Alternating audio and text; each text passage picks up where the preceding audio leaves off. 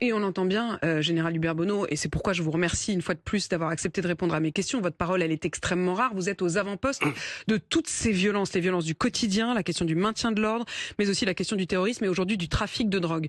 Quand vous dites, encore une fois, une société de plus en plus violente, à quoi faites-vous référence en particulier ? Alors moi, je suis frappé depuis quelques années déjà par la montée des radicalités de tous bords.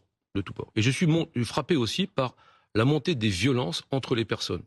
Alors, c'est le quotidien. Moi, je rends hommage aux gendarmes, aux femmes et aux hommes qui servent en gendarmerie, aussi aux policiers qui sont au quotidien confrontés à ces problèmes.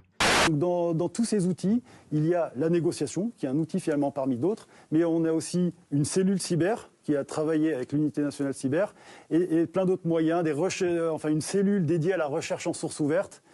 Donc vous pouvez aussi nous apporter des éléments. Donc tout contribue, le GIGN en gros se met en ordre de bataille pour permettre la libération des otages et l'interpellation des ravisseurs.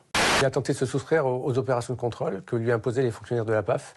Et à cette occasion, donc, il a été pris en filature. Et c'est à cette occasion qu'il a eu un accident de la circulation. Il a perdu le contrôle de son véhicule. Il a été d'ailleurs blessé assez sérieusement dans cet accident. La gendarmerie patrouille pour éviter les cambriolages. On a des équipements adaptés. Ça nous permet de faire le tour, voir s'il n'y a pas eu de défraction. Des rues qu'on a fait hier, qu'on refait aujourd'hui. Il faut savoir demander l'aide quand on a besoin. N'allez pas vous mettre au chômage ou n'allez pas... Voilà. Nous, on est là pour vous aider sur le moment de suite, sur la problématique de ce soir. Maintenant, pour le quotidien de votre maman qui est toute seule au domicile, des solutions, il en existe.